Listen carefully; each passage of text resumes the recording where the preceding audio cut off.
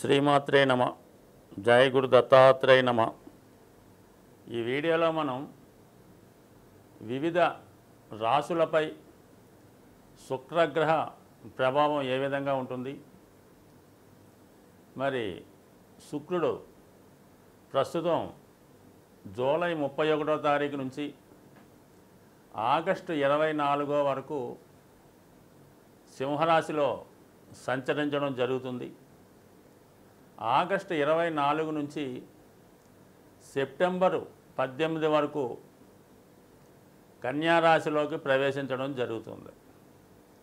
అయితే కన్యారాశిలో శుక్రుడు నీచ స్థితి పొందడం జరుగుతుంది. అంటే అత్యంత బలహీనమైన స్థితి ఏర్పడుతుంది.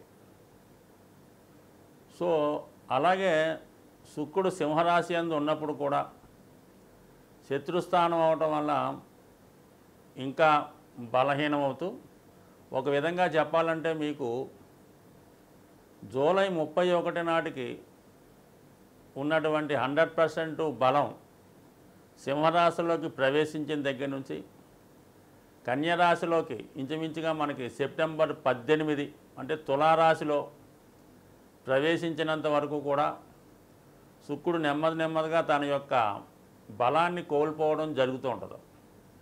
అంటే 100% ఉన్నటువంటి శుక్రుడు 0 స్థాయికి రావడం జరుగుతూ ఉంటుంది.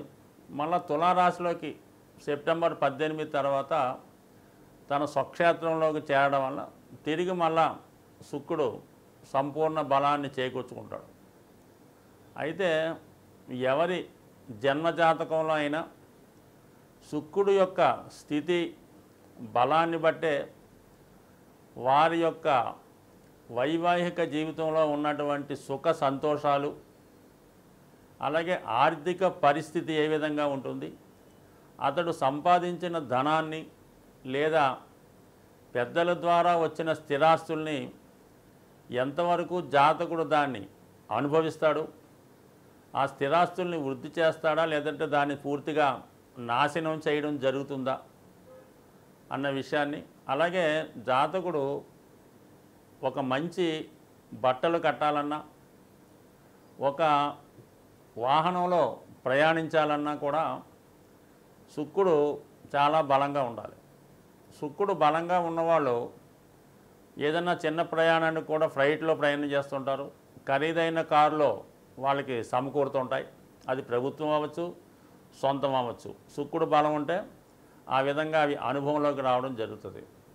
మరి శుక్రుడు బలహీనంగా ఉన్నప్పుడు కేవలం ఆర్డినరీ బస్సుల్లోనో జనరల్ కంపార్ట్మెంట్లోనో ప్రయాణం చేయవలసి ఉంటుంది. అలాగే శుక్రుడు జాతకంలో ఉన్న బలాన్ని బట్టి జాతకుడికి ఎటువంటి భార్య వస్తుంది, వివాహం తర్వాత భార్య ద్వారా ఎంత అదృష్టం వస్తుంది, అలాగే శుక్రుడితో కలిసి ఉన్న గ్రహాల స్థితిని బట్టి భార్య ఏ విధంగా ఉంటుంది, ఆవిడ యాటిట్యూడ్ ఏ విధంగా ఉంటుంది, ఆవిడ ఎంత పవిత్రంగా ఉంటారు, ఎంత సాంప్రదాయంగా ఉంటారు, ఎటువంటి గౌరవప్రదమైన కుటుంబంలోంచి రావడం జరుగుతుంది, అలాగే వారికి ఏమైనా దోషాలు ఉన్నాయా, సంతాన దోషాలు ఉన్నాయా అన్న విషయం కూడా జాతకంలో ఉన్నటువంటి శుక్రగ్రహ స్థితిని బట్టి కలిసి ఉంటుంది. సో ఏదైనా ఒక జాతకంలో ఎన్ని యోగాలు ఉన్నా జాతకుడు అందమైన జీవితాన్ని, సౌకర్యవంతమైన జీవితాన్ని అనుభవించాలంటే ఖచ్చితంగా ఆ జాతకుడు శుక్రుడు యొక్క బలం ఉండాలి. అంటే జన్మజాతకంలో శుక్రుడు బలం చాలా బాగుంటే వాడి జీవితాంతం సౌకర్యాలు ఉంటాయి. శుక్రుడు బలహీనంగా ఉంటే వాడు ఎంత ఉన్నా కూడా అనుభవించలేకపోతుంటాడు. ఈ విధంగా శుక్రుడు బలం ఉంటే మరి గోచారరీత్యా శుక్రుడు యొక్క స్థితిని బట్టి వారి యొక్క రాశులను బట్టి శుక్రుడు యొక్క బలాన్ని బట్టి కేవలం ఒక వైవాహిక జీవితం, అలాగే ధనం, సంపద, సేవింగ్సు, బంగారు ఆభరణాలు, ఖరీదైన ఏదన్నా ఒక మనిషికి ఒక వస్తువును చూస్తే ఇది మన సొంతమైతే బాగున్ను, లేదంటే ఒక మంచి ప్లేస్ చూసినప్పుడు ఆ సినిమాకి వెళ్ళాలనో, ఒక ఫ్లైట్లో జర్నీ చేయాలనో, ఒక మంచి బట్టలు కట్టాలనో, ఇవన్నీ కూడా శుక్రుడి యొక్క బలం ఉంటేనే జాతకుడికి ఇవన్నీ అనుభవంలోకి వస్తాయి. అంటే శుక్రుడు సహజ రాశి చక్రంలో 2, 7 భావాలకు కారణం అవుతుంటాడు. అంటే 2 అన్నది ధన సంపద, కుటుంబం, సప్తమం అన్నది కామస్థానం, కోరికల స్థానం. జీవితంలో అసలు మానవ జన్మ ఎత్తడానికే కోరికలు కారణం. ఆ కోరికలు తీరకుండానే జాతకుడు మళ్ళీ మళ్ళీ జన్మ ఎత్తుతూ మళ్ళీ కొత్త కోరికలు పెంచుకుంటూ తీర్చుకుంటూ ఉంటాడు. అందుకని శుక్రుడు జాతకంలో అత్యంత ఇంపార్టెంట్ అయినటువంటి గ్రహం. మరి శుక్రుడు దశావతారాల్లో పరశురామ అవతారానికి ప్రతీక అవటం వల్ల విపరీతమైనటువంటి కోపాన్ని కలిగి ఉంటారు. ఏదైనా సమూలంగా నాశనం చేసే శక్తి కూడా శుక్రగ్రహానికి ఉంటుంది. అలాగే నవగ్రహాల్లో అత్యంత శక్తివంత గ్రహం శుక్రగ్రహం. కేవలం శుక్రునికి మాత్రమే మృత సంజీవిని అనే అద్భుతమైన విద్య తెలిసింటే చనిపోయిన వాళ్ళని బతికించగలిగే శక్తి శుక్రగ్రహానికి ఉంటుంది. సో జాతకుడికి శుక్రబలం ఉంటే మరణస్థానంలో అయినా శుక్రుడు గోచారీత్యా అనుకూల స్థితిలో ఉన్నప్పుడు జాతకుడు మరణాన్ని కూడా పొందలేకపోతుంటాడు. అంటే ఎంత మరణస్థితిలో ఉన్నా శుక్రగ్రహ బలం ఉంటే జాతకంలో మళ్ళా మృత్యువు నుంచి తిరిగి కోలుకునే అత్యంత శక్తివంత గ్రహం శుక్రగ్రహం. అటువంటి శుక్రగ్రహం ప్రస్తుతం సింహరాశి అన్నది శత్రురాశి. ఎందుకంటే ఒక గ్రహం ఉచ్చస్థానంలోకి వెళ్తున్నప్పుడు బలాన్ని పొందుతూ ఉంటాడు. అంటే శుక్రుడు మీనరాశిలోకి వెళ్తే బలాన్ని పుంజుకోవడం జరుగుతూ ఉంటుంది, అది ఉచ్చస్థానం. మరి కన్యారాశిలోకి వచ్చినప్పుడు శుక్రుడు బలహీన స్థితి పొందడం జరుగుతూ ఉంటుంది. ఆల్రెడీ శుక్రుడు జలతత్వ గ్రహం, సింహరాశి అగ్నితత్వ గ్రహం. అందుకని శుక్రుడు ఈ సింహరాశిలో ప్రవేశించినప్పటి నుంచి వ్యక్తిగతంగా ప్రతి జాతకుడికి కూడా ఆర్థిక పరిస్థితి కంపల్సరీగా వాడు దాచుకున్న ధనం, సంపాదించిన ధనం ఆవిరైపోతూ ఉంటుంది, మనం మొత్తం ఖర్చు అయిపోవడం జరుగుతుంటుంది.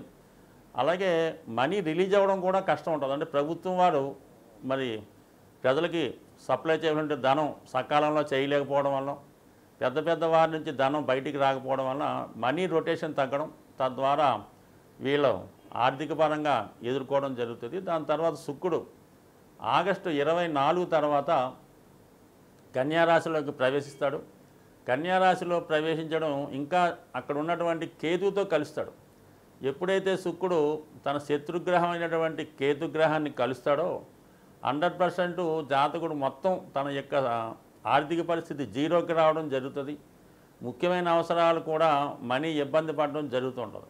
దానికి అదనంగా మనకి ఆగస్టు 27 నుంచి కుజుడు కూడా మిథున రాశిలోకి వచ్చి చతుర్థ దృష్టితో శుక్రుడిని కేతువుని చూడడం జరుగుతుంటుంది. అంటే రెండు శత్రుగ్రహాలు మన శుక్రుడి మీద వీక్షించడం వల్ల, శుక్రుడు బలహీనం అవటం వల్ల ఇది ఖచ్చితంగా జాతకుడికి ఏ రాశి వారైనా ఏ లగ్నం వారైనా వాళ్ళు ఖచ్చితంగా ఆర్థిక పరంగా చాలా స్ట్రగుల్ పడతారు. రెండు వైవాహిక జీవితంలో సమస్యలు ఎదుర్కొంటారు. వ్యక్తిగతంగా జాతకులు స్త్రీలై ఉంటే, స్త్రీ జాతకం అంటే ఖచ్చితంగా స్త్రీలకి అనారోగ్య సమస్యలు, అలాగే గైనికి సంబంధించిన ప్రాబ్లమ్స్, నరాలకు సంబంధించిన ప్రాబ్లమ్స్, చర్మ వ్యాధులు లాంటివి వచ్చే అవకాశం ఉంటుంది. కాబట్టి ఖచ్చితంగా స్త్రీలు ఇంచుమించుగా మనకి ఇప్పటి నుంచి రాబోయే సెప్టెంబర్ 18 వరకు చాలా విషయాల్లో జాగ్రత్త తీసుకోవాల్సి ఉంటుంది. మేషరాశి వారికి శుక్రుడు ధన సప్తమాధిపతి. అందువలన మెయిన్గా ధనం యొక్క కూడబెట్టడం, ధనాన్ని కూడబెట్టడం, అలాగే స్త్రీల యొక్క బంగారు ఆభరణాలు, వారి యొక్క వస్త్ర విశేషాలు, ముఖ్యంగా భోజనం.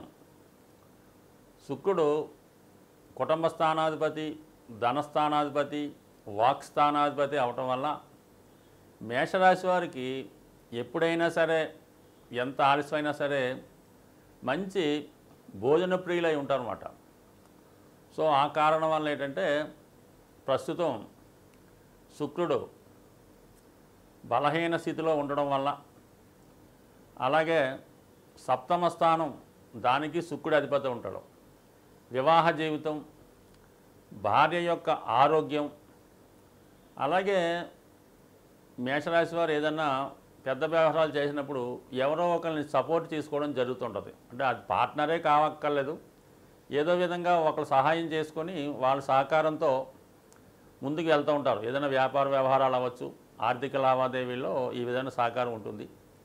ఆ సహకార సంబంధించిన విషయాల్లో ఖచ్చితంగా ఇబ్బందులు ఎదుర్కోవలసి ఉంటుంది. మీరు ఈ సందర్భంలో అంటే మనకి ఇంచుమించుగా మీరు జూలై 31వ తారీఖు నుంచి సెప్టెంబర్ 18వ తారీఖు వరకు ఎట్టి ఆర్థిక లావాదేవీల్లో కానీ వ్యాపార సంబంధించిన విషయాల్లో కానీ చాలా జాగ్రత్తగా వ్యవహరించాలి. ముఖ్యంగా కుటుంబ సభ్యులతో కలిసి ఎటువంటి వ్యవహారాలు చేయకపోవడం అనేది ఒకటి ఇంపార్టెంటు. అలాగే స్త్రీల విషయంలో ముఖ్యంగా భార్య అవ్వచ్చు, లేదంటే మన దగ్గర రక్త సంబంధికులు అవ్వచ్చు, వాళ్ళతో కూడా ఎటువంటి ఆర్థిక లావాదేవీలు లాంటివి కూడా పెట్టుకోకుండా కేవలం దూరంగా ఉండాలి. అంటే మీరు ఎట్టి పరిస్థితుల్లో కూడా ఫైనాన్స్ కమిట్మెంట్ పెట్టుకోవద్దు. ఎవరికన్నా మీ దగ్గర బ్యాలెన్స్ అది చూసుకోకుండా ఏదో ముందు డబ్బులు వస్తాయిలేని ముందుగానే పలానా పేమెంట్ ఇస్తామని, లేదంటే ఏదన్నా మీకు బహుమతిగా ఇస్తామని ఇంకోటి చేద్దామని మాత్రం మీరు ఆ విధంగా ప్రామిస్ చేయడం వల్ల సమయానికి ధనం రాకపోవడం వల్ల ఇబ్బందులు పడే అవకాశం ఉంటుంది. అలాగే ముఖ్యంగా ఈ రాశిలో ఉన్నటువంటి స్త్రీలు ఆరోగ్యపరమైన విషయాల్లో చాలా జాగ్రత్త తీసుకోవాల్సి ఉంటుంది. అలాగే మీరు ఏదైనా ప్రయాణాలు చేస్తున్నప్పుడు, మరి ఈ శ్రావణ మాసం కాబట్టి మీరు ఏదైనా ఉపవాసాలు లాంటివి చేస్తున్నప్పుడు సరైనటువంటి జాగ్రత్తలు తీసుకొని మాత్రమే ఉండండి. ఎక్కడికైనా మీరు ప్రయాణం అయినప్పుడు మీరు ఇంపార్టెంట్గా వాడవలసిన మెడిసిన్స్ కూడా దగ్గర పెట్టుకొని వెళ్ళటం మంచిది. ఎందుకంటే సడన్గా సిక్ అయ్యే అవకాశం ఉంది. అలాగే ఈ సమయంలో ఈ మేషరాశి వారికి, ఎస్పెషల్లీ మేషరాశి కాదు, వాళ్ళ జీవిత భాగస్వామికి ముఖ్యంగా భార్యకి చర్మ సంబంధించినటువంటి సమస్యలు వచ్చే అవకాశం ఉంది.